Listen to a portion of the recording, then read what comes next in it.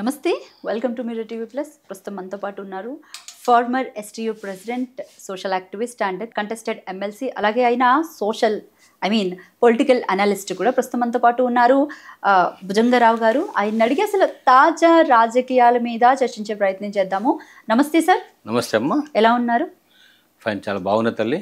Right, ముందుగా మీకు teachers day శుభాకాంక్షలు. మీరు చాలా మందికి విద్యాబోధన చేసినటువంటి వ్యక్తి, సో మీకు థ్యాంక్ యూ తల్లి. Right sir. సో ముఖ్యంగా చూసుకుంటే కనుక కాంగ్రెస్ ప్రభుత్వంపై అధ్యాపకులు అత్యంత కోపంగా ఉన్నారు. ఎందుకు సార్? కాంగ్రెస్ ప్రభుత్వం పైన ఎందుకు వచ్చిందంటే, ఎన్నో ఆశలు అంచనాలు పెట్టుకొని 10 సంవత్సరాల్లో 73% 2 పిఆర్సీలో ఫిట్మెంట్ ఇచ్చిన కేసీఆర్ను కాదని, సకాలంలో కరోనా తర్వాత 1వ తారీఖు వేతనాలు ఇవ్వకపోయినా, ఓ వారం 10 రోజులు లేట్ అయినా అనుమతి అడిగి సహకరించమని అడిగి కొంత ఇబ్బంది ఏర్పడ్డప్పటికీ కూడా బీఆర్ఎస్ పట్ల చాలా బాగున్న మాట వాస్తవం. కాకుంటే ఈ లేని దాన్ని ఉన్నట్టుగా చూపించడంలో, పాజిటివ్ను కూడా నెగటివ్ చేయడంలో, నెగటివ్ను తీవ్రస్థాయిలో చూపెట్టడంలో నాటి పిసిసి ప్రెసిడెంటు రేవంత్ రెడ్డి గారు, ఇప్పుడు ఆయనే ముఖ్యమంత్రి గారు, పిసిసి ప్రెసిడెంట్గా ఎంత చూపించిండో, ఎన్ని విద్యలు చూపించిండో, ఎంత కనికట్టు వ్యవహారం చూపించి గజకర్ణ గోకర్ణ మాయా మరాఠీ విద్యలన్నీ కూడా ప్రజలకు ఎట్లా చూపించిండో, ఇవాళ కూడా అట్లాగే చూపిస్తున్న పరిస్థితి, అంతకంటే డబల్గా ఉన్న పరిస్థితి కనబడుతుంది. మా టీచర్లు, ఉద్యోగస్తులు, పెన్షనర్స్ కూడా ఇది కొత్త ప్రభుత్వం కదా, పాపం ఏదో లంకె బిందెలకు వచ్చినా కానీ ఏం కనబడలేదు. ఇక్కడ లంకె బిందెలు అన్ని మట్టి కుండలు ఉన్నాయని ముఖ్యమంత్రి అన్నాడు. ఈ లంకె బిందెలు గత ప్రభుత్వం ఎత్తుకపోయిందని చెప్పిండు. ఖజానా ఖాళీగా ఉందంటున్నాడు. కొద్ది రోజులు ఓపిక పడదాము, ఎందుకు ఇబ్బంది పెట్టాలని ఆగి ఎంత అయింది? ఇంకొక 3 నెలలు పోతే 2 సంవత్సరాల కాలం కూడా అయిపోయింది. వచ్చింది ఏంది, ఒరిగింది ఏందంటే, మన రేవంత్ రెడ్డి గారు చెప్తారు కదా, కేసీఆర్ గారి కాలంలో, బీజేపీ కాలంలో తెలంగాణకు వచ్చింది గాడిద గుడ్డు అని. గాడిద గుడ్డు ఈయన ఇచ్చిండు, మాకు వచ్చింది. చివరికి ఎక్కడికి వచ్చింది పరిస్థితి అంటే, జేఏసీ పేరుతో 206 సంఘాలు ఒక ప్లాట్ఫామ్ మీదకి వచ్చి ఒక వేదికగా ఏర్పడి ప్రభుత్వంతో చర్చలు జరిపి డిమాండ్లు పెట్టి, అందులో 59 అంశాలు ఉంటే 59 45 ఆర్థికేతర అంశాలు, 14 ఆర్థిక అంశాలైనా కూడా ఆ 14 9 సీరియస్ ఫైనాన్షియల్ ఇంప్లికేషన్స్. వాటిల్లో మరీ ముఖ్యంగా 20 నెలల కాలంలో 9,000 పైచిలకు ఉద్యోగులు, ఉపాధ్యాయులు, అధికారులు పదవీ విరమణ 61 సంవత్సరాలు పూర్తి చేసుకొని పదవీ విరమణ చెందిన తర్వాత ఒక్కరికి ఒక్క బుడ్డ పైస రాలే, ఒక్క రూపాయి రాలే. ఒక్కొక్కరికి 30 లక్షలు మినిమం కాడ నుంచి 50-60 లక్షల రూపాయల డబ్బులు రావాలి. యూనివర్సిటీలో లెక్చరర్స్కి అండ్ అలాగే గెస్ట్ లెక్చరర్స్కి ఇలాంటి వాళ్ళందరికీ కూడా వేతనాలు సరిగా అందక చాలా తీవ్ర ఇబ్బందులు పడుతున్నారని ఈరోజు కథనం వచ్చింది. అదే చెప్తానమ్మా. ఎందుకంటే ఆ రిటైర్డ్ వాళ్ళంటే చాలామంది బెనిఫిట్స్ కాదు, హక్కుగా విధిగా రిటైర్మెంట్ నాడే మాకు రావాల్సిన డబ్బులు. పెన్షనర్స్ గురించి కూడా చెప్పండి. పెన్షనర్స్ డబ్బులే, పెన్షన్ ఒక పెన్షన్ తప్ప రిటైర్మెంట్ పైసలు రాలే. చాలా సీరియస్ అంశం ఇది. అంటే రైతులు అప్పుల పాలై, పంటలు ఎండిపోయి, కరువు కాటకాలు వచ్చి ఉరేసుకొని మందు దాగి చనిపోయినరు, ఆత్మహత్య చేసుకున్నాడు విన్నాం. కానీ ఇప్పుడు విచిత్రమైన పరిస్థితి కాంగ్రెస్ పాలనలో ఏం జరుగుతుందంటే, రిటైర్ అయినటువంటి వాళ్లకు వాళ్ళ డబ్బులు చేతికి అందక, ఆడపిల్లల పెళ్ళిళ్ళు చేసుకోలేక, అప్పులు తీర్చుకోలేక, పిల్లల్ని చదివించుకోలేక, విదేశాలకు పంపలేక, కుటుంబాన్ని చక్కబెట్టుకోలేక, వచ్చే జీతం సగానికి పడిపోయి, వచ్చే డబ్బులు కూడా రిటైర్మెంట్ డబ్బులు చేతికి అందక చాలా అవస్థపడుతూ తట్టుకోలేక ఉరేసుకొని చచ్చిపోయిన పరిస్థితి, మందు దాగి చచ్చిపోయిన పరిస్థితి. ఒక ఉరితాడు తీసుకొని డబ్బులు రాకపోతే నాకు ఉరికంబమే శరణ్యం దిక్కు అని చూపిస్తే హైకోర్టు సుమోటగా తీసుకొని కోర్టు వాదించి 3 వారాల్లో అతనికి డబ్బులు ఇవ్వాలని ఆదేశించిన పరిస్థితి. ముఖ్యంగా ఇప్పుడు కాకతీయ యూనివర్సిటీకి సంబంధించి, ఉస్మానియా యూనివర్సిటీకి సంబంధించి కూడా అధ్యాపకులు చాలా ఇబ్బందులు పడుతున్నారు. వేతనాలు సరిగా అందక పెన్షన్స్ కూడా అంటే టైంకి ఈఎంఐలు అవి కూడా కట్టుకోలేక, పెళ్ళిళ్ళకి ఎదిగిన పిల్లలు పెళ్లి చేయలేక ఇలాంటి ఇబ్బందులు పడుతున్నారని న్యూస్ రావడం జరిగింది సార్. న్యూస్ కాదు, వాస్తవాలు అవి. ఎందుకంటే నేను ఇందాక చెప్పినా కదా, 1,50,000 జీతం వచ్చేటువంటి ఒక ఉద్యోగికి పెన్షన్ 50,000కు పడిపోయింది. 1,00,000 రూపాయలు వేతనం బాయ్. ఒకేసారి డబ్బులు వస్తే అవసరాలు తీరే పరిస్థితి, అవసరాలు తీరకపోయాయి. అప్పులోడు నమ్మే పరిస్థితి లేదా. అప్పులోడు ఇంటి చుట్టూ తిరుగుతూ ఉంటే రేవంత్ రెడ్డి గారి నుంచి డబ్బులు రాలే, ముఖ్యమంత్రి ఇవ్వలేదు, ఇంకా గవర్నమెంట్ ఇవ్వలేదు అని చెప్తా వస్తే 20 నెలలు నమ్ముతారు ఎవరన్నా? ఇప్పుడు ముఖ్యమంత్రి గారు చెప్పారు, నేను ఢిల్లీకి పోతే చెప్పుల దొంగ మాదిరిగా చూస్తున్నారు, నన్ను ఎవరు నమ్మట్లేదు, అప్పు పుట్టట్లేదు, కోసిన రూపాయి నా దగ్గర లేదని నువ్వు చెప్పినావు, మేము విన్నాం, ఓకే. కానీ మేము అప్పు తెచ్చుకున్నా కాడ జనం మమ్మల్ని నమ్మాలి కదా, నమ్మే పరిస్థితి లేదు ఇవాళ. తర్వాత 1వ తారీఖు వేతనాలు ఇచ్చినా అని చెప్తున్నాడు. ఎవరికి వేతనాలు ఇచ్చిండంటే 010, చాలా స్పష్టంగా చెప్తున్నా, 010 హెడ్ ఆఫ్ అకౌంట్ కింద, అంటే ప్రభుత్వ ఉద్యోగులు ఉపాధ్యాయులు మాత్రమే. అంటే లోకల్ బాడీస్ ఉద్యోగస్తులు ఉంటారు కదా, ఉపాధ్యాయులు ఉంటారు కదా, వాళ్లకు వేతనాలు 1వ తారీఖు వచ్చే పరిస్థితి లేదు.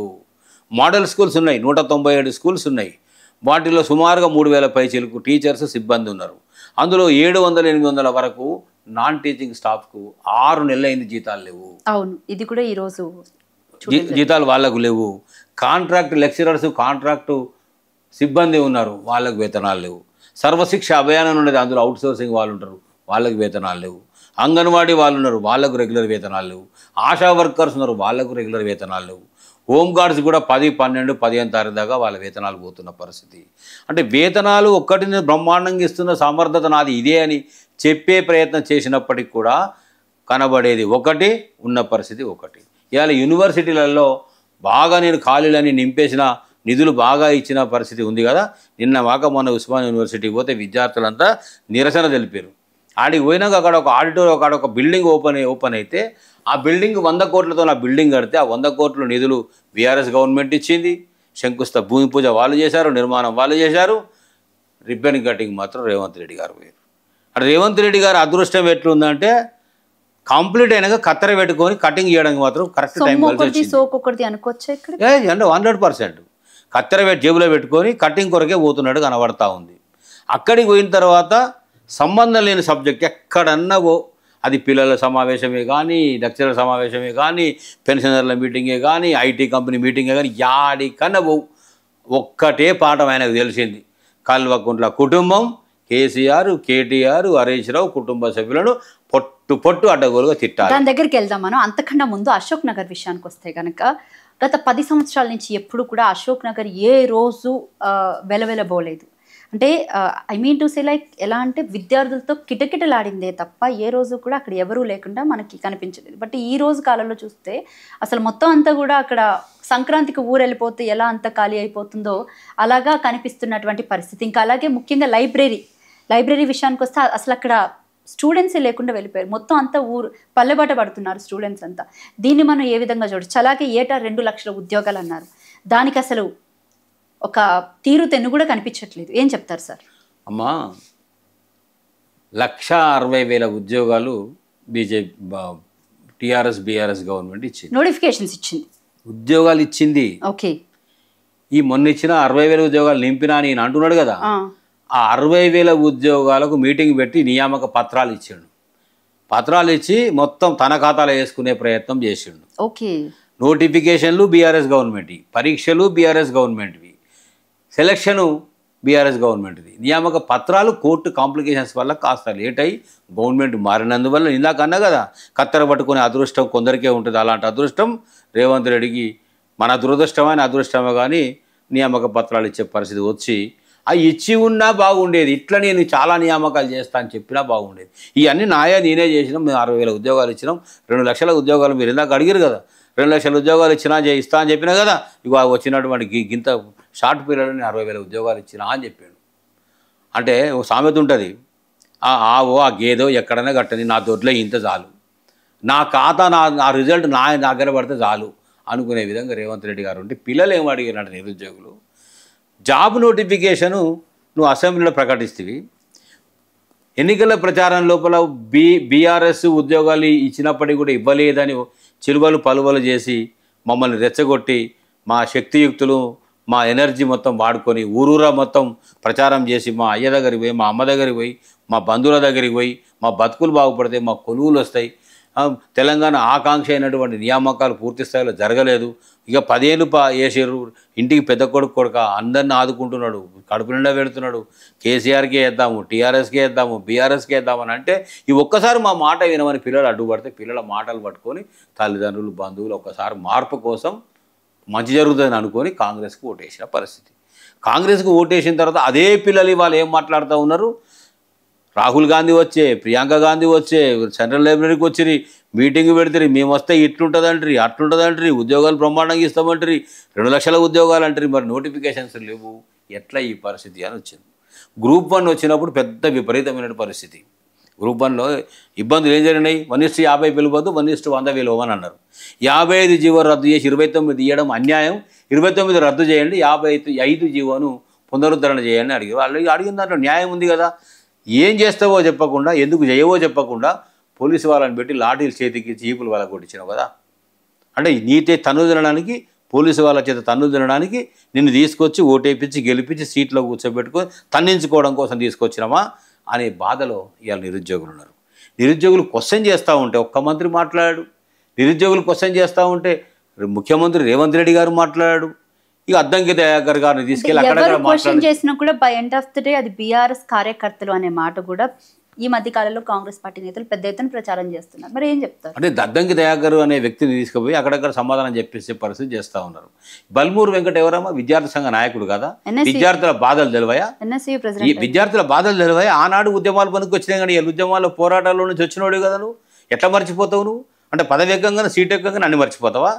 అద్దంకి దయాకర్ గారు మీరు సామాజిక స్పృహ ఉన్నటువంటి వ్యక్తి కదా, ఇక తెలంగాణ లోపల ఉన్న నిరుద్యోగుల బాధలు కోదండరామ్ గురించి ఏం చెప్తారు సార్? అమ్మా ఇక కోదండరామ్కి ఏం చెప్పాలి తల్లి, తెలంగాణ ఉద్యమకారుడిగా కేసీఆర్ గారు ఉవ్వెత్తున ఉద్యమం నడిచినప్పుడు చదువుకున్న ఆయన ప్రొఫెసరు 4 మాటలు చెప్తాడు, జర నిదానంగా ఉంటాడు, శాంతపరుడు కదా, ఇట్లాంటి ఆయన మంచి అందరిని నడపగలుగుతాడని ఒక సీట్ ఇచ్చి ఆయనకు జేఏసీ కన్వీనర్ చేసిండు. ఎమ్మడి చాలామంది మాలాండోళ్ళం పోయినాం, సంఘాలు ప్రజలు సబ్బండ వర్ణాలు ఆయన ఎమ్మడి పోయినాయి.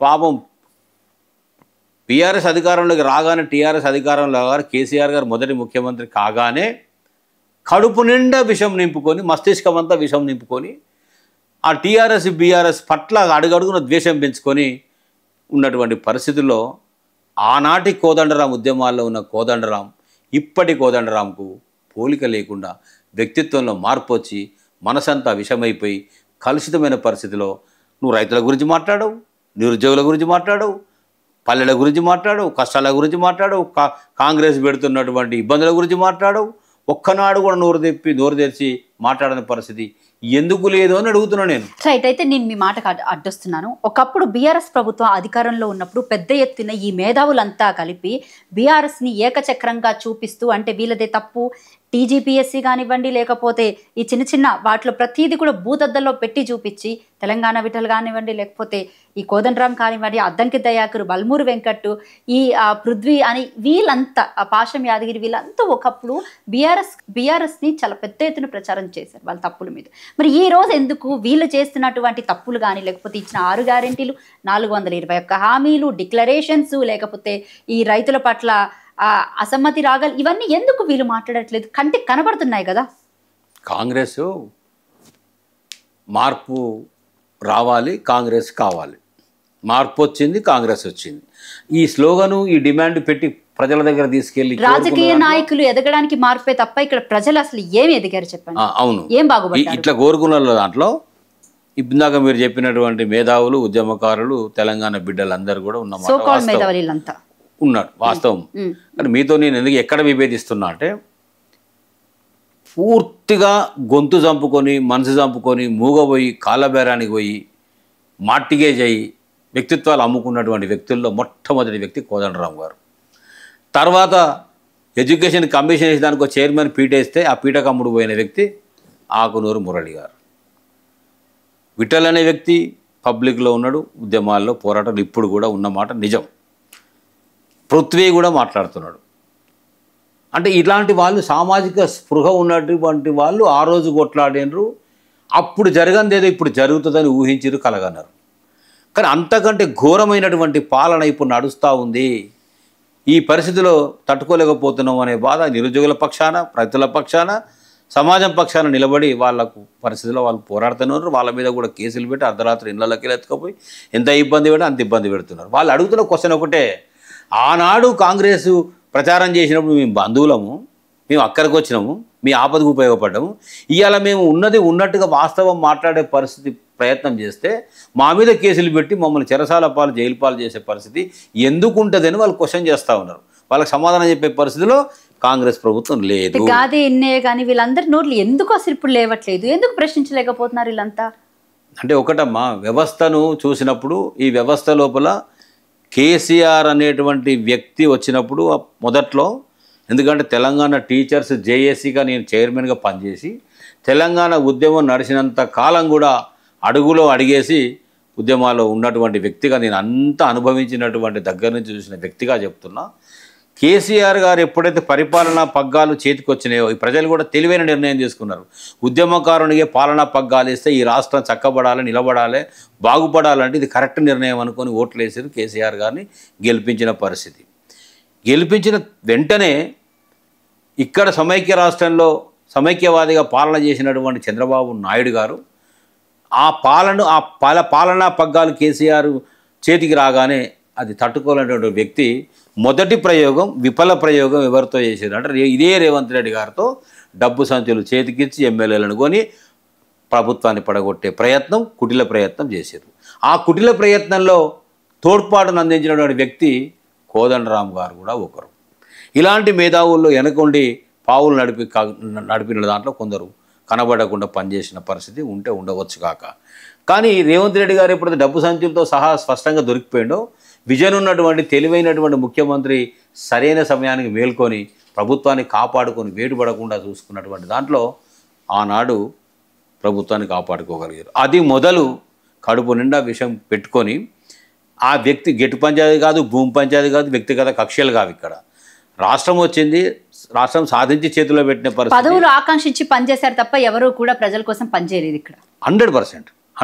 ఇవాళ ప్రజలు 4 కోట్ల మందికి ఆకాంక్షలు చాలా ఉంటాయి. ఇప్పుడు నాదే ఇల్లు అయినప్పుడు, నాదే సంసారం అయినప్పుడు, నాకు నచ్చిన తిండి నచ్చిన విధంగా నేను నిండు సంతృప్తిగా స్వపరిపాలనలో సుపరిపాలనలో ఉండాలని కోరుకుంటా. అలాంటి కోరుకునే దాంట్లో కొంతమంది ఉద్యమకారులు అక్కడక్కడ మాకు న్యాయం జరగలేదని అన్నమాట వాస్తవం. అక్కడక్కడ ప్రజలు మా అవసరాలు పూర్తి స్థాయిలో తీరలేదు అని అన్నమాట వాస్తవం. అంటే ఈ కాంగ్రెసు టీడీపీ చేసిన దుష్ట పరిపాలనలో 50 నుంచి 60 సంవత్సరాల కాలం వ్యర్థమైపోయి శిథిలమైనటువంటి అచేతన స్థితికి తెలంగాణ రాష్ట్రం చేరుకున్న తర్వాత ఇటుక పేర్చి ఈ తెలంగాణ రాష్ట్రాన్ని తీసుకురావడానికి 10 ఏళ్ల కాలంలో అగ్రభాగానికి తెలంగాణ రాష్ట్రాన్ని చేర్చిన పరిస్థితిలో కొందరు పనిగట్టుకొని దుష్ప్రచారం చేసే దాంట్లో వ్యక్తిగత ప్రయోజనాలు కలగలేదు అని చెప్పేసి మొత్తం తెలంగాణ రాష్ట్రాన్నే ఇష్టం వచ్చినట్టు అట్లా చిరువలు పలువలు చేసి దుష్ప్రచారం చేసి ప్రభుత్వం మీద వక్రీకరణ చేసి ప్రచారం చేస్తే కడుపు బాధున్న వాళ్ళు, తల నొప్పున్న వాళ్ళు, పడని వాళ్ళు అక్కడక్కడ దాన్ని ఎక్కువ చేసి చూపించే ప్రయత్నం చేసినందువల్ల ఇప్పుడు ఊళ్ళకు నిన్నగాక మొన్న నేను ఊళ్ళకు వేస్తే ప్రజలు ఏమంటున్నారంటే తినే కూట్లో మను పోసుకున్నాం, మేమే చేతులారా జడగొట్టుకున్నాం, ఇంటికి పెద్ద కొడుకులాగా మాకు అన్నిచ్చి ఆదుకునేటువంటి కేసీఆర్ గారిని పండబెట్టినాము, ఎక్కడనో పండుకున్నోని తీసుకొచ్చి సీట్లో కూర్చోబెట్టినాం, మేము చేసుకున్న కర్మకి అలా మొన్న స్పష్టంగా చూసినాం ఒక వీడియోలో చెప్పుతోనే ఓటర్స్ కొట్టుకుంటా ఉన్నారు. నా చెప్పు తీసుకొని మా పనులు మీరు రాలగొట్టుకోవాలి, ఇంత బుద్ధి లేని పని చేస్తే కదా అని వాళ్ళు నలిగిపోతున్నటువంటి పరిస్థితి. ఎవరు మంచిగా ఉందని రాష్ట్రంలో 20 నెలల కాలంలో నువ్వు 2,20,30,000 కోట్లు అప్పు చేసినా రిటైర్లకు ₹1 అయిపోతుంది. మాకు 5 DAలలో 1 DA ఇస్తే ఇప్పటికి కూడా 5 DAలు పెండింగ్ ఉండే. మాకు ఏమి ఇచ్చినావు నువ్వు? PRC అటకెక్కింది, పరిస్థితి మారిపోయింది. మా టీచర్స్కు మా ఎంప్లాయీస్కి కూడా నేను ఏం చెప్తున్నామ్మా, మా వాళ్ళు కూడా తిన్న కడుపును మర్చిపోయి ఎందుకు మర్చిపోయినా అర్థం కాదు. ఇందాక అన్నారు కదా ఉపాధ్యాయులకు అధ్యాపకులకు ఎందుకంత కోపం అని.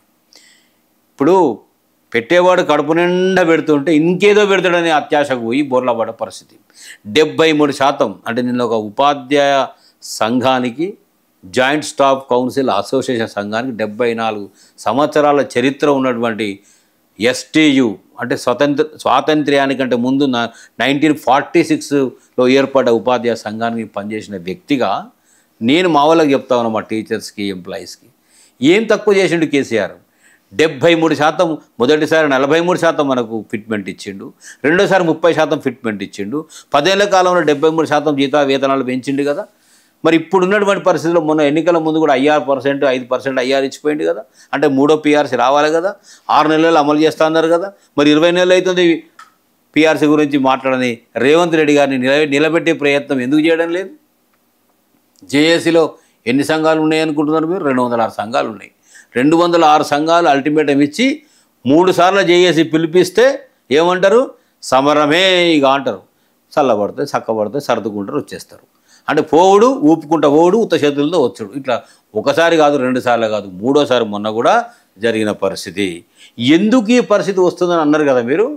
ఈ ప్రభుత్వం అంటే భయపెడుతున్నారా పాలకులు? వీళ్ళు భయపడుతున్నారా? ఒత్తిడి చేస్తున్నారా? ఒత్తిడికి లోబడుతున్నారా? చిన్న చిన్న ప్రలోభాలు వాళ్ళు చూపిస్తున్నారా? వీళ్ళు మాయలో పడిపోతున్నారా? ఏం జరుగుతుందో తెలియదు. కానీ కింద లక్షలాది మంది పెన్షనర్స్, ఉద్యోగులు, ఉపాధ్యాయులు, అధికారులు కళ్ళల్లో ఒత్తులేసుకొని జేఏసీ సమరం అన్నారు, చర్చలకు పోయారు, పిలిపించారు, చర్చలు జరగబోతున్నాయి. ఇవాళ మాకేదో ఉపయోగం అవుతుంది, ఏదో లాభం కలుగుతుంది, బయటికి వస్తారు చెప్తారని ఆశగా చూస్తే వీరు తెచ్చింది లేదు, వచ్చింది లేదు, ఒరిగింది లేదు.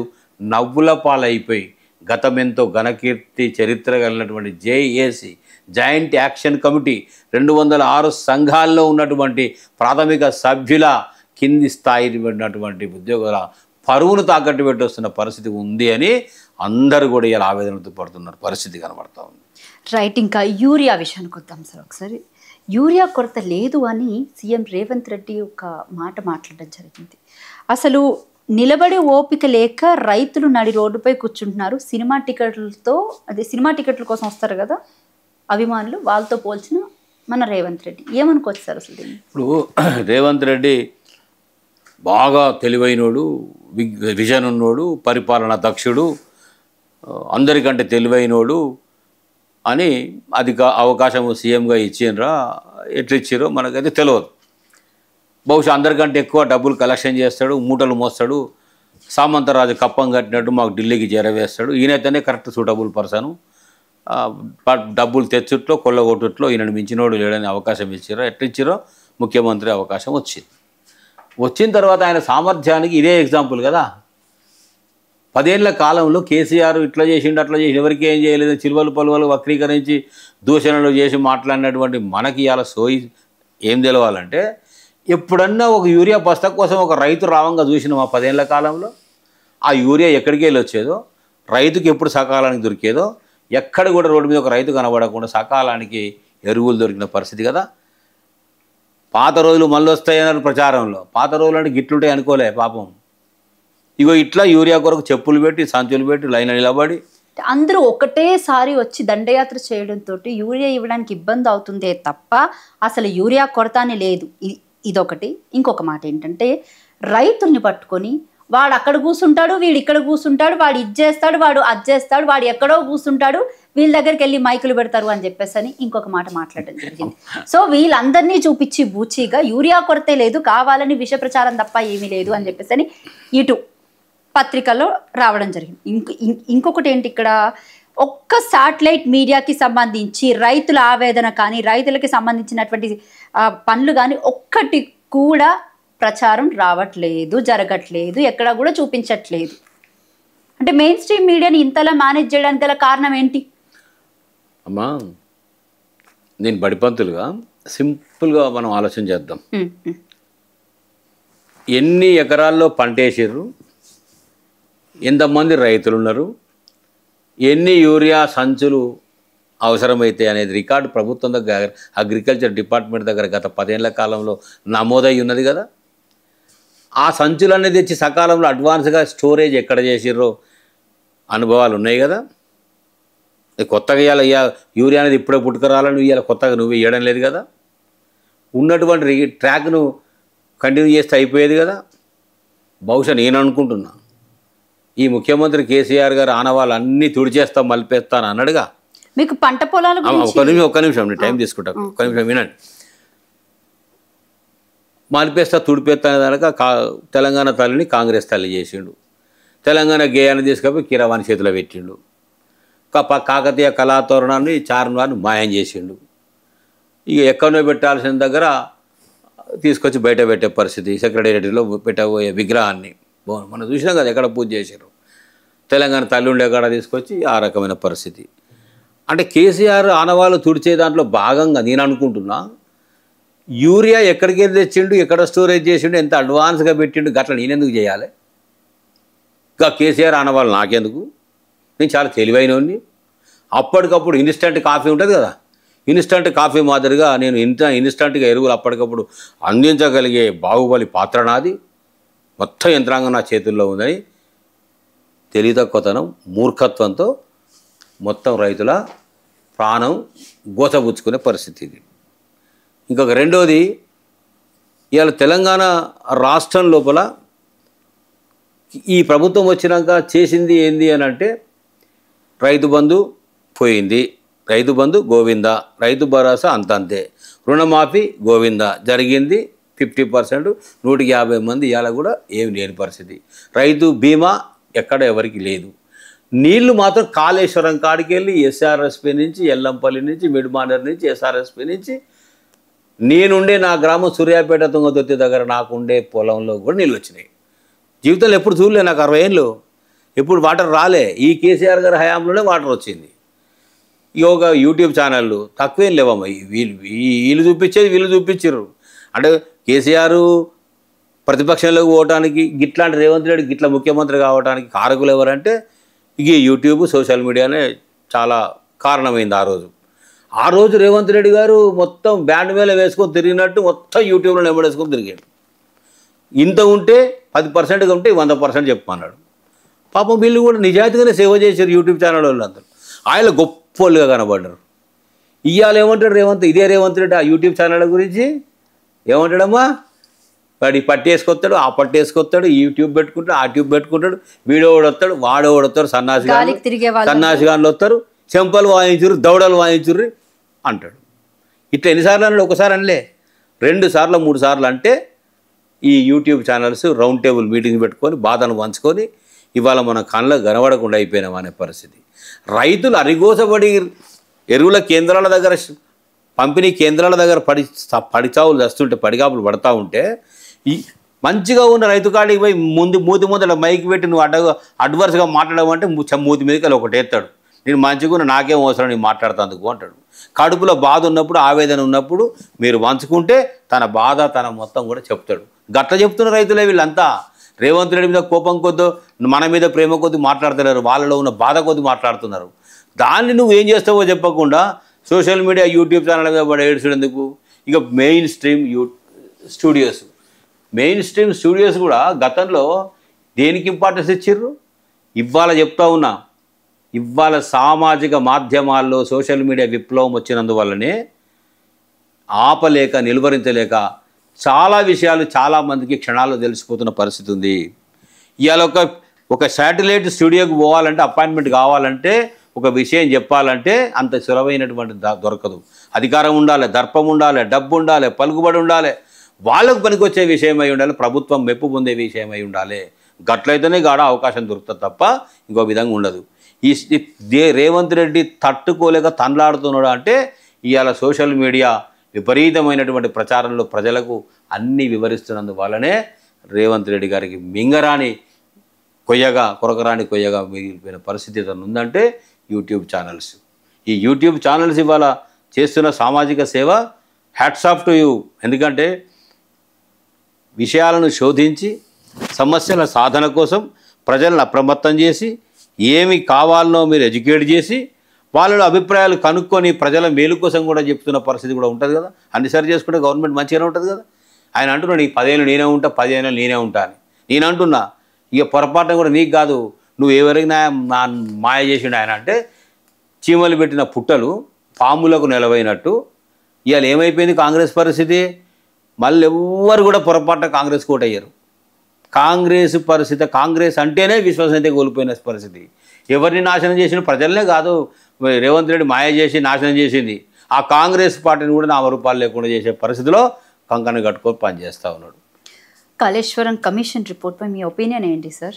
అమ్మ, కాళేశ్వరం కమిషను రిపోర్టు అనేది 3 సంవత్సరాల్లో అంటే 30 ఏళ్ళు 40 ఏళ్లలో పూర్తిగాని ప్రాజెక్టులు ప్రజాస్వామ్యం వచ్చిన తర్వాత, స్వాతంత్ర్యం వచ్చిన తర్వాత భారతదేశంలో చాలా మిగిలినాయి.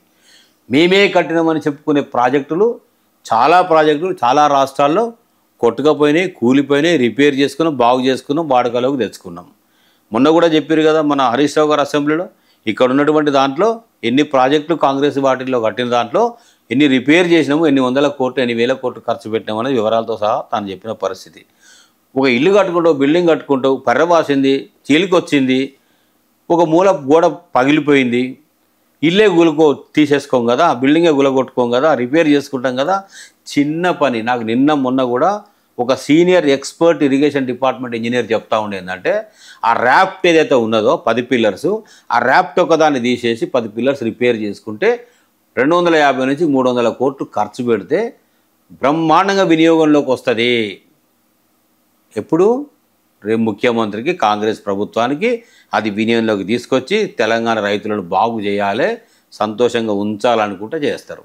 కానీ వాళ్ళ ఉద్దేశం ఏమున్నది? ఇవాళ నీళ్ళను కిందికి వదిలేయాలి, అనుమతి లేని బనకచెర్ల నిండాలి, అక్కడి నుంచి కావేరీ లింక్ ద్వారా తమిళనాడు దాకా నదుల అనుసంధానం పేరుతో నీటిని తరలించాలి, జలదోపిడీ చేయాలనేది పైన ఉన్నటువంటి కేంద్ర ప్రభుత్వం ఆలోచన. దానికి అనుకూలమైనటువంటి వంతపాడేటువంటి దాంట్లో రేవంత్ రెడ్డి గారు, లబ్ధి చేకూరేది చంద్రబాబు నాయుడు గారి ద్వారా అల్టిమేట్గా బీజేపీ పార్టీ. అంటే ఇక్కడ ఎంతమంది శత్రువులు ఉన్నారు? తెలంగాణ రాష్ట్రంలో ఉన్నటువంటి రేవంత్ రెడ్డి గారు పార్టీ కాంగ్రెస్ అయినా, ముసుగు కాంగ్రెస్ అయినా, సీటు కాంగ్రెస్ అయినా, ప్రజలు ఓట్లేసినా వీళ్ళందరికీ కూడా వెన్నుపోటు పొడుస్తూ లోపాయికారిగా మరి చంద్రబాబు నాయుడు గురు శిష్యుల సంబంధం కొనసాగిస్తున్నటువంటి పరిస్థితి. నేను వెరీ స్టార్టింగ్ అంటే ఒక సంవత్సరం కిందనే నేను అన్నా, ఈ రాష్ట్రానికి ముఖ్యమంత్రి ఎవరు అంటే చాలామంది రేవంత్ రెడ్డి అనుకుంటున్నారు. కాదు, చంద్రబాబు నాయుడే అని నన్ను చాలామంది తిట్టినారు. నేను తెలుసు అని మాట్లాడినవు అన్నారు. ఇవాళ అందరికీ కూడా అనుమానాలు బలపడ్డాయి, స్పష్టతగా వచ్చింది, స్పష్టత క్లారిటీ కనబడతా ఉంది. చంద్రబాబు నాయుడు డైరెక్షన్లో పనిచేస్తున్నటువంటి పరిస్థితి ఉంది. మరి మంత్రులు ఎందుకు ఇంత అచేతనం అయిపోయి మాట్లాడుతున్నారు? రేపు ప్రమాదం వాళ్ళకే కదా అని ఎందుకు గ్రహించలేకపోతున్నారు అని అంటే, ఎవరికి అందాల్సినవి అందుతున్నప్పుడు, ఎవరు కుప్ప పెట్టుకోవాల్సిన కుప్ప పెట్టుకుంటున్నప్పుడు, చేరాల్సిన ఢిల్లీకి చేరుతున్నప్పుడు రేవంత్ రెడ్డి సింపుల్గా లాజిక్ కనిపెట్టాడు.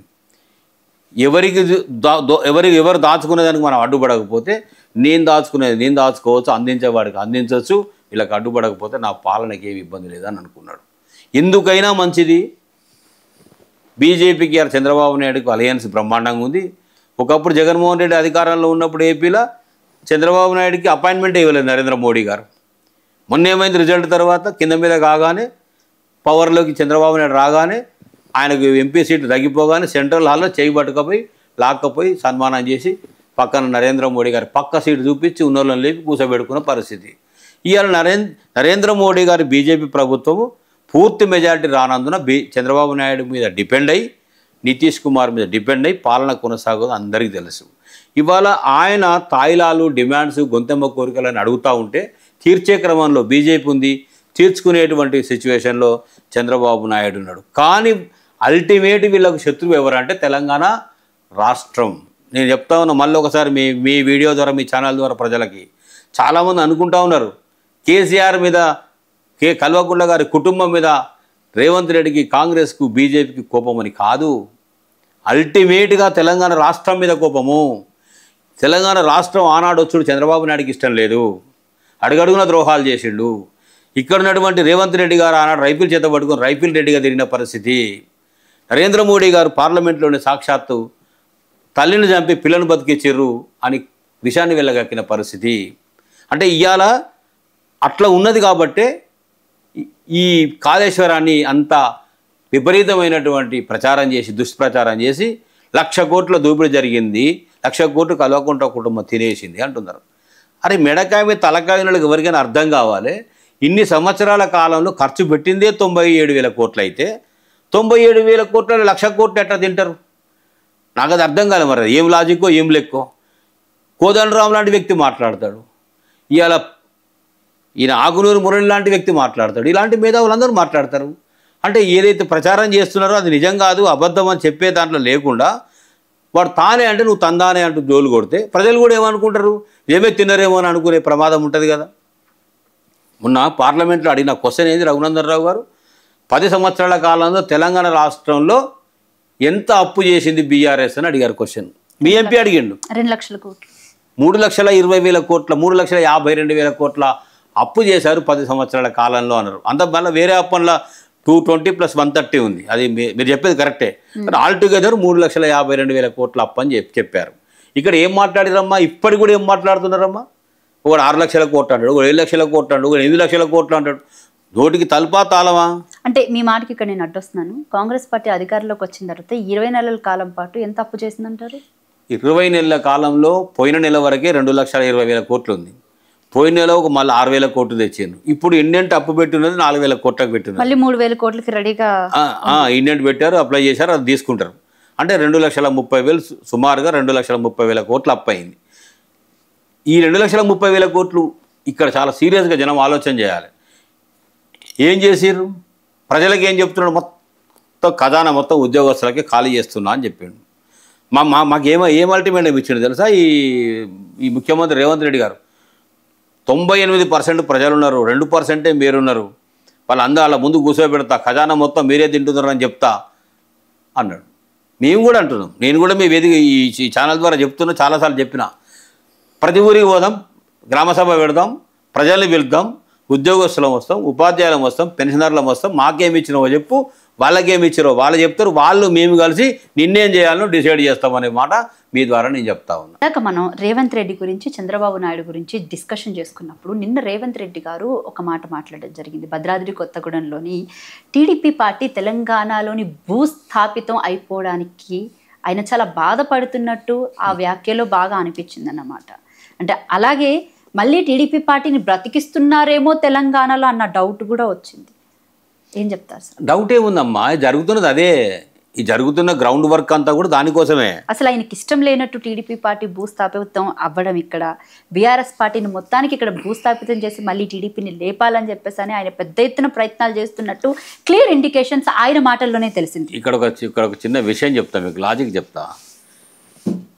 తెలంగాణ ద్రోహిగా ముద్రపడి సమైక్యవాద పార్టీగా ముద్ర వేయించుకొని తెలంగాణ రాష్ట్రం నుంచి బ్యాక్ టు పెవిలియన్ మూటే ముల్లే సర్దుకొని 10 సంవత్సరాల కామన్ క్యాపిటల్ హైదరాబాద్ ఉన్నప్పటికీ కూడా ఫోన్ ట్యాపింగ్ విషయంలో, బ్యాగుల విషయంలో, డబ్బుల బ్యాగుల విషయంలో రేవంత్ రెడ్డి గారు దొరికిన తర్వాత గురు శిష్యులు కలిసి బిచానా ఎత్తేసి ఏపీకి వెళ్ళిపోయిన పరిస్థితి కదా. ఇప్పుడేం జరుగుతుందంటే జనసేన, టీడీపీ, బీజేపీ, కాంగ్రెస్ ఈ నలుగురు కలిసి ఏ అలయన్స్ అయితే ఏపీలో సక్సెస్ అయిందో ఆ అలయన్స్తో ఇక్కడ పునాది వేయడానికి దాదాపుగా ఒక్క కాంగ్రెస్ జాతీయ పార్టీ తప్ప, బీజేపీ జాతీయ పార్టీ తప్ప రెండు కూడా ఆంధ్ర ప్రాంతం పార్టీలను తిరిగి టపాలో పంపించినటువంటి పరిస్థితి ఉంది. కాబట్టి ఇక్కడ నమ్మరు. కాబట్టి ఈ జాతీయ పార్టీల సహకారంతో ఇక్కడ ఉన్నటువంటి జాతీయ పార్టీకి చెందినటువంటి రేవంత్ రెడ్డి గారు తన శిష్యుడే ఉన్నందువల్ల పాగా వేయడానికి, జెండా బాతడానికి, పునాది వేయడానికి శతదా ప్రయత్నం చేస్తున్న పరిస్థితి కనబడతా ఉంది. ఇదంతా కూడా రేపు జరగబోయే క్రమంలో స్థానిక సంస్థల ఎన్నికలు బయటపడకపోవచ్చు, కానీ అప్పటి వరకు కాకుంటే నెక్స్ట్ కార్యక్రమంలో ఇక్కడ జెండా బాతేటువంటి పరిస్థితి ఉంటుంది. కానీ నేను ఒక అల్టిమేటం చేస్తూ ఉన్నా, తెలంగాణ ప్రజలకు అవేర్నెస్ కోసం చెప్తా ఉన్నా, ఎన్ని సంవత్సరాలున్నా, ఎంత కాలం ఉన్నా, మనం ఎంత మాట్లాడినా, ఎవరెంత దుష్ప్రచారం చేసినా, ఈ బాధలకు, ఈ కష్టాలకు, ఈ అరిగోసకు 140 సంవత్సరాల చరిత్ర ఉందని గొప్పలు చెప్పుకునే కాంగ్రెస్ పార్టీయే కారణం. ఈ 11 సంవత్సరాల కేంద్రంలో ఉండి డబల్ ఇంజన్ సర్కారు పేరుతో భ్రమలు కల్పిస్తున్నటువంటి బీజేపీ పార్టీ కారణమయ్యింది తప్ప వేరే పార్టీలు కాదు. ఎక్కడైతే ప్రాంతీయ పార్టీలు పటిష్టంగా నిర్మాణంగా ఉంటాయో, తమిళనాడు చూడండి, కేరళ చూడండి, ఎక్కడైతే ఆ రకంగా పటిష్టంగా ఉంటాయో ప్రాంతీయ పార్టీలు సక్సెస్ అయిన కాడ ప్రజా ఉపయోగాలు తీరినాయి, ప్రజలు క్షేమంగా ఉన్నారు, రాష్ట్రం అభివృద్ధి పథంలో ఉంది. ఈ రాష్ట్రానికి ఎప్పటికైనా బీఆర్ఎస్ఏ శ్రీరామ రక్ష. ఈ ప్రాంతంలో ఉన్నటువంటి సబ్బండ వర్గాలకు శ్రీరామ రక్ష తెలంగాణ బాపు కేసీఆర్ మాత్రమే, కానీ వేరే వాళ్ళు కాదనేటువంటి నిర్ణయాన్ని కూడా వాస్తవాన్ని గ్రహించాలి. ఇంకొక విషయం చెప్తా మీకు, అర్ధరాత్రి అసెంబ్లీ అయిపోయిన తర్వాత ఉన్న పలంగా మంత్రులకు కూడా మాట మాత్రం తెలియకుండా ఉన్న పలంగా సిబిఐకి కాళేశ్వరం రిపోర్టు ఎందుకు అప్పచెప్పిన ప్రకటన రేవంత్ రెడ్డి గారు చేసిండ్రు అంటే, ఇందాక ఈ దుష్ట చతుష్టయం నలుగురి మాట చెప్పాను కదా, ఈ నలుగురి కలయికలో నుంచి పుట్టినటువంటిదే సిబిఐకి అప్పగించాలన్న ఆలోచన. కానీ అక్కడ కూడా సోదర మంత్రులకు క్యాబినెట్కు విషయం మాత్రం చెప్పకుండా చక్కగా తీసుకెళ్ళి బీజేపీ చేతిలో ఎందుకు పెట్టినరంటే కేసీఆర్ సమర్థుడు, అశేష జనవాహిని 4 కోట్ల ప్రజలను అనుసరించేటువంటి వ్యక్తి, కాపాడుకునేటువంటి వ్యక్తి కాబట్టి కేసీఆర్ బయటకు వచ్చి మళ్ళీ విస్తృతంగా ప్రచారం చేసినా ప్రజల్లోకి వెళ్ళినా కూడా మన పునాదులు కదిలిపోతాయి, మనం మాయమైపోయేది మనమే. కాబట్టి వాళ్లకు అడ్డంగా పెట్టాలి, అవసరం వచ్చినప్పుడు వాడుకోవాలి, బెదిరించాలి, భయపెట్టాలి, లోబరుచుకోవాలంటే సిబిఐ బ్రహ్మాండమైనటువంటి అస్త్రంగా వాళ్ళకు కనబడింది. ఇవి సిబిఐతో ఏం జరుగుతుందనే విషయానికి వస్తే 650 అంటే పీసీ ఘోష్ కమిషన్ రిపోర్ట్ ప్రకారంగా చూసుకున్నట్లయితే వాళ్ళు 650 పేజీల నివేదికను సమర్పించి దాన్ని 65 పేజీలకే కుదించి దాన్ని మళ్ళీ తీసుకొచ్చి అసెంబ్లీలో చర్చించిన తర్వాతే చర్యలు తీసుకుంటామని పెద్ద ఎత్తున గప్పాలు కొట్టిన సీఎం రేవంత్ రెడ్డి గారు దాని తర్వాత ఆ కేసుని తీసుకెళ్లి మళ్ళీ సిబిఐ చేతిలో పెట్టడానికి గల కారణం ఏంటి? Point number 1. పాయింట్ నెంబర్ 2, సిబిఐకి తెలంగాణలో మళ్ళీ దారులు ఎందుకు తెరుస్తున్నట్టు? ఇప్పుడు ఎప్పుడైనా తెలంగాణ రాష్ట్ర ఏర్పాటే ఆత్మగౌరవంతో ఏర్పడే రాష్ట్రం. అప్పటికే అనేక రాష్ట్రాల్లో ఆనాటి కాంగ్రెస్ అయినా, ఇప్పుడు వీళ్ళేదో బీజేపీ వాళ్ళు చేస్తున్నారని మొత్తుకుంటున్న ఆనాటి కాంగ్రెస్ అయినా, ప్రాంతీయ పార్టీలు ఉన్నకాడ విచ్ఛిన్నం చేయడానికి, ముఖ్యమంత్రులు మార్చడానికి, ప్రభుత్వాలను కూలగొట్టడానికి, అనేక రకాలైనటువంటి చికాకులు పెట్టడానికి విచారణ పేరుతో కేంద్ర దర్యాప్తు సంస్థలను ఆ ప్రభుత్వం వాడుకుంది, ఈ ప్రభుత్వం వాడుకుంటుంది. ఇది కేంద్ర ప్రభుత్వాలు. ఇలాంటి ప్రమాదము, విచ్ఛిన్నకరమైనటువంటి సిచ్యువేషన్ రాకూడదనే ఒక విజన్తో చంద్రశేఖరరావు గారు ఈ రాష్ట్రంలో ఒక జీవో తీసుకొచ్చి ఖచ్చితంగా కేంద్ర దర్యాప్తు సంస్థలు రాష్ట్రం పిలిస్తేనే రావాలి, సెక్షన్ 6 కింద నోటిఫికేషన్ ఇవ్వాలి, అప్పుడు కేంద్ర ప్రభుత్వం అనుమతితో సెక్షన్ 5 వాళ్ళు నోటిఫికేషన్ ఇస్తే కేంద్ర రాష్ట్ర ఇరువురి అనుమతితో సమ్మతితో కేంద్ర దర్యాప్తు సంస్థలు రాష్ట్రంలో ఏ విచారణ అయినా కూడా చేపట్టే అవకాశం ఉండాలి. అప్పటిదాకా రాకూడని విధంగా ఒక జీవోని తీసుకొచ్చి చంద్రశేఖరరావు గారు పటిష్టంగా ఒక అడ్డుగోడను నిర్మించిన పరిస్థితి.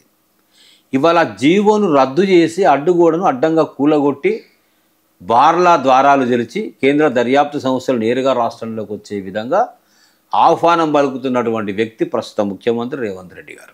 రాహుల్ గాంధీ వ్యతిరేకించిన సిబిఐ ఎందుకు ఇప్పుడంటే రేవంత్ రెడ్డి వాళ్ళకి అనుగుణంగా ఉండాలి, కానీ రాష్ట్ర ప్రభుత్వంలో ఎందుకు ఈ విధమైన చర్యలకు పాల్పడుతున్నట్టు? అదే ఇప్పుడు వాళ్ళ మంత్రులు కూడా విస్తుపోయేది, ఆశ్చర్యపోయేది, మన ముఖ్యమంత్రి బీజేపీ ముఖ్యమంత్రి, ఎవరు ముఖ్యమంత్రినా అనే దాంట్లో వాళ్ళకు కూడా అనుమానాలు వస్తున్నాయి. వాళ్ళకు కూడా చాలా విస్మయం కలిగించిన పరిస్థితి. అంటే రాహుల్ గాంధీ గారు, ప్రియాంక గాంధీ గారు, కేంద్ర ప్రభుత్వంలో ఖర్గే గారు, కేంద్ర దర్యాప్తు సంస్థలు ED, Modi, income tax, CBI ఈ దర్యాప్తు సంస్థలను మేనేజ్మెంట్ చేస్తూ కక్ష తీర్చుకుంటూ పార్టీని పెంచుకుంటూ ఇతర పార్టీలను నాశనం చేసుకుంటూ పోతున్నారు. కాబట్టి వీటిని నిషేధించాలి అనే ప్రచారాన్ని విస్తృతంగా ఇప్పటికి కూడా చేస్తున్న పరిస్థితి వాళ్ళ అధిష్టానం నాయకులు. అధిష్టానం ఆదేశాలు లేనిదే, అనుమతి లేనిదే సిబిఐకి ఇచ్చిండా అని అనుకుంటే నిజంగా ఈ సిబిఐ చేతిలో పెట్టే వరకు చాలామంది కాంగ్రెస్లో సీనియర్స్ అంటున్న పరిస్థితి ఏంటంటే ఎవరికి తెలియదని, రాహుల్ గాంధీ నోటీసులో కూడా లేదని, దీన్ని ఏ విధంగా స్వీకరిస్తారో తెలియదు. ఇప్పుడు సెక్షన్ 6 కింద నోటిఫికేషన్ రేవంత్ రెడ్డి ఇస్తే ఇవ్వచ్చు, దానికే జీవోను రద్దు చేసిండు. కేంద్ర ప్రభుత్వం సెక్షన్ 5 కింద నోటిఫికేషన్ ఇచ్చి దర్యాప్తు చేయడానికి సిద్ధంగా ఉంటాయా అని కొందరికి అనుమానాలు ఉన్నాయి. రావడానికి ఎందుకు రారు? కాగలకారంగా అందరిలో తీర్చినప్పుడు, నేను నీ ఇంట్లోకి వస్తా అనుకున్నప్పుడు గేటేవో నీ శత్రువు నీ ఇంట్లో ఉండి ఓపెన్ చేసినప్పుడు బయట పోయేటువంటి వ్యక్తి అమాంతంగా వచ్చి దారిన పోయేటోడు ఇంట్లోకి రాకపోతే ఏం చేస్తాడు? అలాంటి సిచ్యువేషను ఈ ముఖ్యమంత్రి బీజేపీకి కల్పించినటువంటి పరిస్థితి. ఒక పక్క రాష్ట్ర హైకోర్టు మొన్నటి హియరింగ్లో కాళేశ్వరం రిపోర్టు పైన సుదీర్ఘమైనటువంటి చర్చ అసెంబ్లీలో జరిగిన తర్వాత మీరు చర్యలేవో అసెంబ్లీలో రాష్ట్ర ప్రభుత్వం ప్రకటించకుండా సిబిఐ కేంద్ర దర్యాప్తు సంస్థకు మరి ఏ అధికారంతో ఎవరి అనుమతితో మీరు ఇచ్చిండ్రు అని అడిగితే అక్కడ పచ్చి అబద్ధం చెప్పి కోర్టును తప్పుదారి పట్టించిన పరిస్థితి అడ్వకేట్ జనరల్ ద్వారా చెప్పించారు. ఏం చెప్పించారు? పీసీ ఘోష్ కమిషన్ రిపోర్టు పైన మేము కాదు సిబిఐకి ఇచ్చిన లేకేమో అదే ఉంది, మనం మీడియాలో చూసాం, ప్రింట్ కూడా చూసాం. కానీ కోర్టుకు చెప్పింది ఏంటంటే ఇంటెలిజెన్స్ ఈ ఎన్ఫోర్స్మెంట్ ఇచ్చినటువంటి లెటర్ మా దగ్గర ఉంది, ఇది కాదు, దీనికి సంబంధం లేకుండా ఆ లెటర్ మీద విచారణ చేయమని ఇచ్చినామని కోర్టుకు తప్పు వక్రీకరించి చెప్పిన పరిస్థితి.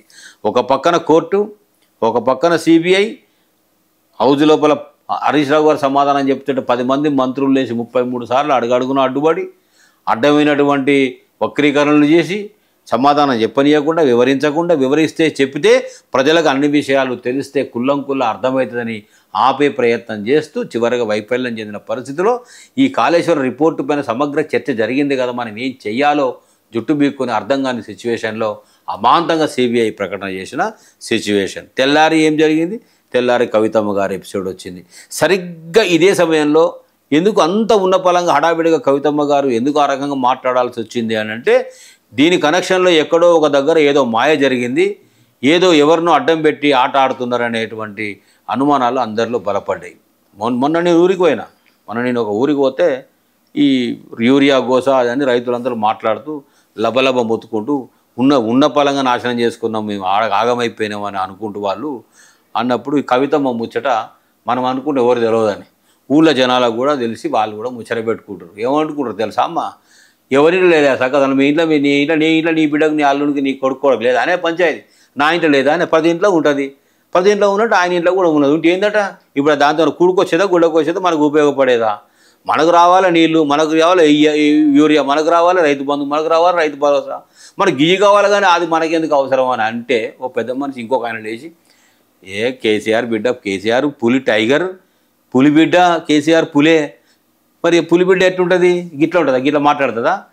కాదు ఏమో చేసిర్రు, చేతబడి చేసిర్రు, ఎక్కడనో నోరు ముప్పించారు, మాయ చేసిర్రు, ఆమె ఏమి సంబంధం లేని మాటలు మాట్లాడుతుంది, గమ్మత్తుగా మాట్లాడుతుంది ఆమె. ఊరి పోయి బావ మీద బండలు ఎత్తుంది, అన్న మంచోడు అంటది, తండ్రి మంచోడు అంటది, బావ మీద బండలు వేస్తుంది, ఎక్కడనో దగ్గర నిజంగానే ఆడ అవినీతి జరిగిందేమో అని అన్నట్టు వాళ్ళ అవతలోడు మాట్లాడుతున్న మాటకు బలం ఇచ్చే విధంగా ఈమె కూడా మాట్లాడుతుంది. అంటే కవితమ్మ సచ్చిన ప్రాణం పోయింది, అట్లా మాట్లాడదు. ఇట్లా మాట్లాడుతుంది అంటే ఆమెకు ఏదో చేతబడి చేసిర్రు, అందుకే అట్లా మాట్లాడుతుంది, నోరు లేకుండా చేసిర్రు ఆమె. కానీ పల్లెటూరులో అనుకుంటున్న పరిస్థితి ఎవ్వరు నమ్ముతలేరు. వీళ్ళు అనుకుంటున్నారు మొత్తం చిచ్చు పెట్టినామని. రేవంత్ రెడ్డి చిచ్చు పెడతాడు, కాంగ్రెస్లో చిచ్చు పెట్టిండు, రైతుల్లో పెట్టిండు, నిరుద్యోగుల్లో పెట్టిండు, అంతటా చిచ్చు పెట్టిండు, అగ్గి తలిగించాడు, మంట మండుతూ ఉంది. ఆ మంటను ఆరిపోయేటువంటి పరిస్థితులకు ఇబ్బంది పడతాం. కవిత వ్యాఖ్యల వల్ల బీఆర్ఎస్ పార్టీకి ఏమైనా నష్టం ఉందంటారు? ఏముంటుందండి, ఏముంటుంది? నేను చెప్పిన ఇప్పుడు మీ సోషల్ మీడియాలకు యూట్యూబ్ ఛానల్స్లో కూడా చాలా చోట్ల చెప్పిన నేను బయట సొసైటీని కూడా నేను రిక్వెస్ట్ చేస్తూ ఉన్నా, కవితమ్మ గారి విషయంలో మీరు కామెంట్ చేయండి అని. కానీ మా సోదరులు కూడా కొంతమంది బయట చూసి వచ్చినట్టే, వినొచ్చినట్టే, దగ్గరుండి అని తెలిసినట్టే ఊహించుకొని అంచనా వేసుకొని అంచనాకు దొరకని ఆధారం లేని మాటలు మాట్లాడుతున్నారు. అవసరం లేదు అట్లా. తండ్రికి బిడ్డ కాకుండా పోదు కదా, బిడ్డకు తండ్రి కాకుండా పోడు కదా, అన్నకు చెల్లె కాకుండా పోదు కదా, చెల్లెకు అన్న కాకుండా పోడు కదా, బాబా మరదళ్ళు ఒకటే కదా, ఆ కుటుంబ సభ్యులే కదా. ఎక్కడైనా ఒక దగ్గర కలుసుకునే అవకాశం ఉంటుంది, మాట్లాడతారు కదా, ఇది శాశ్వతంగా ఉండదు కదా.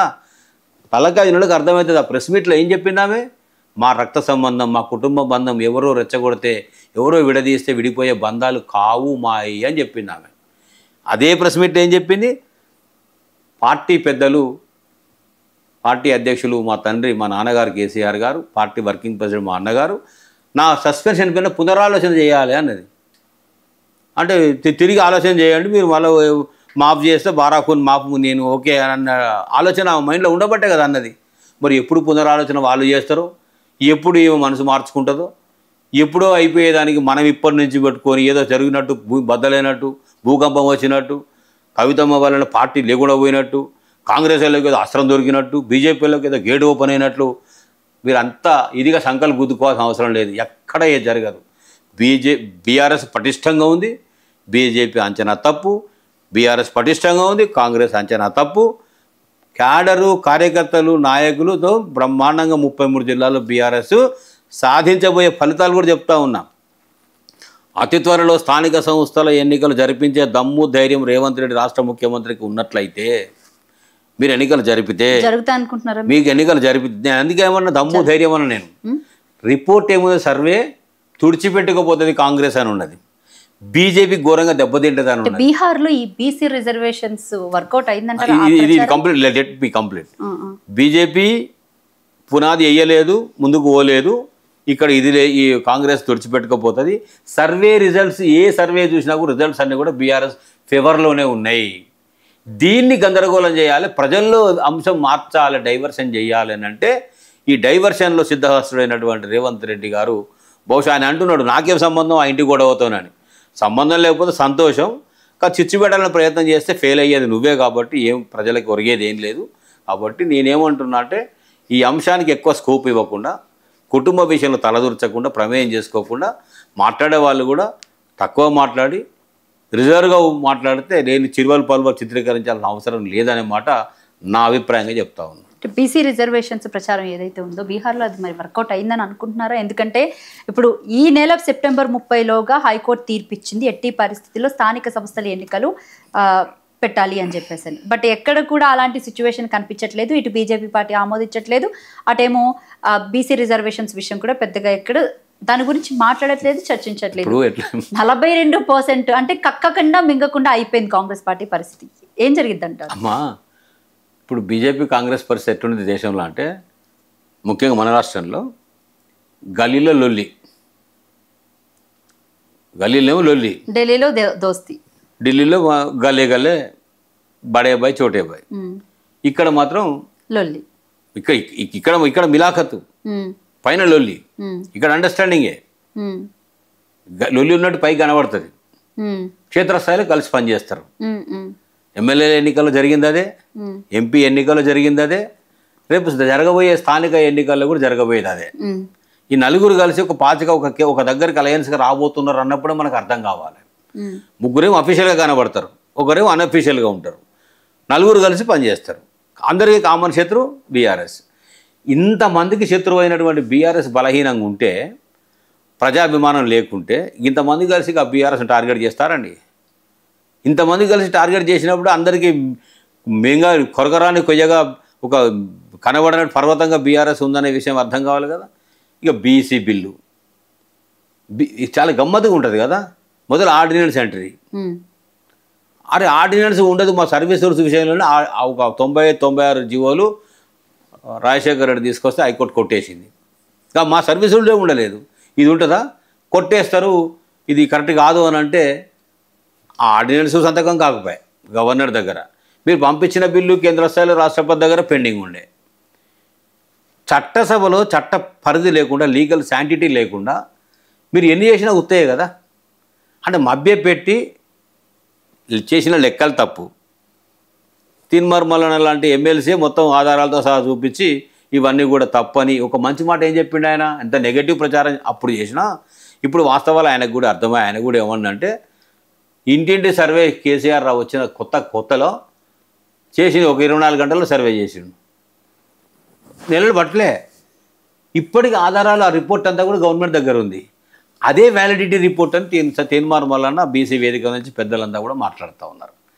ఇక బీహార్లో ఓటు చోరీ మీద లొల్లి జరుగుతూ ఉంది. ఇప్పుడు ఓటు చోరీ ఎవరు కొట్లాడుకుంటారు అక్కడ? కాంగ్రెస్, బీజేపీ. ఇక్కడ ఏం జరిగింది ఎన్నికల్లో? నీ ఓటు నాకై, నా ఓటు నీకేస్తా, మన ఇద్దరం కలిసి బీఆర్ఎస్ అని ఓటు వేయొద్దు, ఏనియొద్దు, అయిపోయాయి కదా. అంటే బీసీ మిత్రులకు కూడా ఏమర్థం కావాలంటే, ఇదే కవితమ్మ గారు బీసీ గురించి ధర్నా చేసింది, పూలే విగ్రహం గురించి ఫైట్ చేసింది, అంబేద్కర్ విగ్రహం సెక్రటరీలో పెట్టాలని డిమాండ్ చేసింది, చాలా పబ్లిక్ ఇష్యూస్ పట్టుకొచ్చింది, బతుకమ్మ గురించి విస్తృత ప్రచారం చేసిన వ్యక్తి, మహిళా ఉద్యమకారురాలు, అందులో ఎవ్వరేం కాదన్నారు. బీఆర్ఎస్ కూడా బీసీలకు స్కోప్ ఇచ్చి, ఆదరించి, ప్రోత్సహించి, అవకాశాలు ఇస్తున్నటువంటి పార్టీగా సమాజంలో తెలంగాణ రాష్ట్రంలో స్థిరపడింది. దాన్ని దెబ్బకొట్టాలంటే వీళ్ళేదో చేస్తామనే పరిస్థితి ఉంటుంది. అంటే నేను ఎందుకు చెప్తున్నా అంటే, బీజేపీ పొద్దున్న లేస్తే బీసీ అని మాట్లాడుతుంది. బండి సంజయ్ ఎవరు? బీసీ కదా. ఆడికెళ్ళి గుంజుకొని ఎవరికి ఇచ్చారు మీరు? బీజేపీ ప్రెసిడెంట్ కిషన్ రెడ్డికి ఇచ్చారు, రెడ్డిస్కి ఇచ్చారు, అగ్రవర్ణాలకు. ఇప్పుడు ఆయనకెళ్ళి గుంజ ఎవరికి ఇచ్చారు? ఒక బ్రాహ్మణుడికి ఇచ్చారు కదా. అమిత్ షా ఎవరు? అగ్రవర్ణం, వైశ్యుడు. అంటే అధికారంలో ఉన్నత స్థానాల్లో ఉన్నటువంటి వాళ్ళే కదా. అంటే చెప్పేది ఒకటి చేసేది ఒకటి ఉంటే ఎట్లా? కేసీఆర్ మాత్రం ప్రజా ఉద్యమాల నుంచి, తెలంగాణ ఉద్యమాల నుంచి ప్రజా ఓట్లతో గెలిచిన ఇంట్లో మంత్రిని కేటీఆర్ని చేసినా బాధే, బిడ్డని ఎంపీ చేసినా బాధే, హరీష్ రావుకు మినిస్టర్ ఇచ్చినా బాగే. మరి ఓట్లు వేసి ప్రజాక్షేత్రంలో ఎన్నికై ఉద్యమాల్లో వచ్చి ప్రజల అభిమానంతో గెలిచొచ్చిన వాళ్ళు కదా. ఈ రేవంత్ రెడ్డి గారు తమ్ములు అన్నదమ్ములు ఉన్నారు. ఎక్కడ గెలిచారు, ఏడ పోటీ చేశారు, ఏడ ప్రజల అభిమానం పొందారు, వాళ్ళకేం పదవులు ఇవ్వలేదు కదా. ఏడ తెలంగాణ రాజ్యాంగేతర శక్తులుగా కొనసాగుతున్నారు. ఎందుకు అంటున్నాను నేను, రాజ్యాంగేతర శక్తులుగా జిల్లాలను ఎందుకు శాసిస్తూ ఉన్నారు? ఇలా సెక్రటరియట్లో ఒక ఛాంబర్లో కూర్చొని వ్యవహారాలను చక్కబెట్టే పరిస్థితులు ఎందుకు నడుస్తూ ఉంది అని అడుగుతా ఉన్నా. అంటే రాజ్యాంగేతర శక్తులు రాజ్యాంగ శక్తులకు అడ్డుపడుతూ పరిపాలన గబ్బుపట్టించే పరిస్థితి ఈ రాష్ట్రంలో ఎందుకు కొనసాగుతూ ఉంది? మీరు ఇందాక అడిగిన క్వశ్చన్, ఎందుకు మాట్లాడట్లేదు వాళ్ళు ఇలాంటి విషయాల మీద? అప్పుడు మాట్లాడిన గొంతులన్నీ కూడా ఇప్పుడు ఎందుకు మూగపోయినాయి అని మనం మాట్లాడుకునే పరిస్థితి ఎందుకు దాపురించింది అని అడుగుతాం. Right, thank you sir, thank you so much మీ విలువైన సమయాన్ని మాకు కేటాయించినందుకు. Thank you, ఇది ఫార్మర్ STU ప్రెసిడెంట్, అలాగే సోషల్ యాక్టివిస్ట్, అలాగే కంటెస్టెడ్ MLC భుజంగరావు గారితో ప్రత్యేక ఇంటర్వ్యూ. మరొక ఇంటర్వ్యూతో మళ్ళీ కలుద్దాం. Thank you.